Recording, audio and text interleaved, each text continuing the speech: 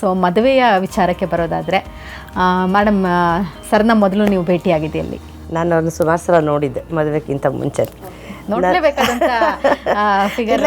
ಇಲ್ಲ ಅವಾಗ media, social media ಆ ಥರ ಅಲ್ಲ. ಅವ್ರು ನನ್ನ ದೊಡ್ಡಮ್ಮನ ಮಗನ ಕಸಿನ್ ಅವರು. ಸೊ ಹಾಗಾಗಿ ಅವರು ಆ ಫಂಕ್ಷನ್ಸ್ಗೆ ಬರೋದೆಲ್ಲ ಅವ್ರು ಆ್ಯಕ್ಚುಲಿ ಮದುವೆ ಬೇಡ ಅಂದ್ಕೊಂಡಿದ್ರಾ? ಅದೊಂದು ಆದರ್ಶದ ಹುಚ್ಚು, ಪೂರ್ತಿ ಸಮರ್ಪಿಸ್ಕೊಳ್ಬೇಕು ನನ್ನ ಸಾರ್ವಜನಿಕ ಬದುಕನ್ನು ಅನ್ನೋಂಥ ಹಿನ್ನೆಲೆಯಲ್ಲೇ ಅವಾಗ ಮದುವೆ ಆಗಬಾರ್ದು ಅನ್ನೋಂಥ ಚಿಂತನೆಯಲ್ಲಿದ್ದೆ. ಸೊ ಮನಸ್ಸು ಬದಲಾಗಿದ್ದು ಯಾವಾಗ ಆಗಿದ್ರೆ ಮೇಡಮ್ ಬ್ಯೂಟಿಫುಲ್ ಸ್ಮೈಲ್ ನೋಡಿದ್ಮೇಲೆ?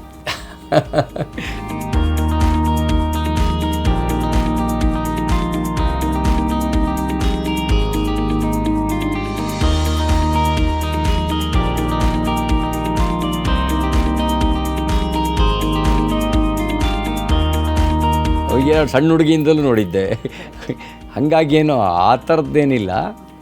ಕೆಲವೊಮ್ಮೆ ಒಂದು ಜೀವನದ ತಿರುವುಗಳು ಅಂತ ಹೇಳ್ತೀವಲ್ಲ, ಏನಾಗಬೇಕು ಭಗವಂತ ನಿಶ್ಚಯ ಮಾಡಿರ್ತಾನೆ, ನಾವು ನಿಮಿತ್ತ ಮಾತ್ರ. ಪ್ರಯತ್ನಶೀಲರಾಗೋದಷ್ಟೇ ನಮ್ಮ ಕೆಲಸ, ಉಳಿದಿದ್ದೆಲ್ಲ ಭಗವಂತ.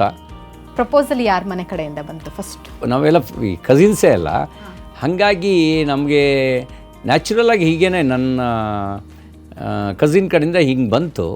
ಆಮೇಲೆ ಅದು ಯಾರ್ದೋ ಹಿಂಗೆ ಮೂಲಕ ಹೇಳಿ ಬಂದಿದೆ. ಈಗಾಗಲೇ ನೀವು ಹುಡುಗಿಯರನ್ನ ನೋಡಿದ್ರಾ? ಕೆಲವು ಪ್ರಶ್ನೆಗಳನ್ನು ಈಗ ಕೇಳಬಾರ್ದು ನೀವು.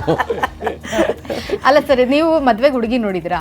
ಇಲ್ಲ, ನಾವು ಯಾವ ಮದುವೆಯನ್ನು ಯೋಚನೆನೇ ಇಲ್ಲದೆ ಇದ್ದರಿಂದ ಮದುವೆಗೆ ಅಂತ ಯಾವುದೇ ಇಂಟರ್ವ್ಯೂ ಆಗಲಿ ಬೇಡ ಅಂತ ಕೂತಿದ್ದಂತ ಯೋಗಿನ ನೀವು ಸಂಸಾರಿ ಮಾಡಿದಿರಲ್ಲ ಮೇಡಮ್. ನನಗೂ ಆ ಥರ ಯಾವುದು ಪ್ರಪೋಸಲ್ ಇಂಟರ್ವ್ಯೂಸ್ ಇರಲಿಲ್ಲ. ಇಲ್ಲ, ಓಕೆ, ಹಂಗೇನೆ ಕನೆಕ್ಟ್ ಆಗಿದ್ದು.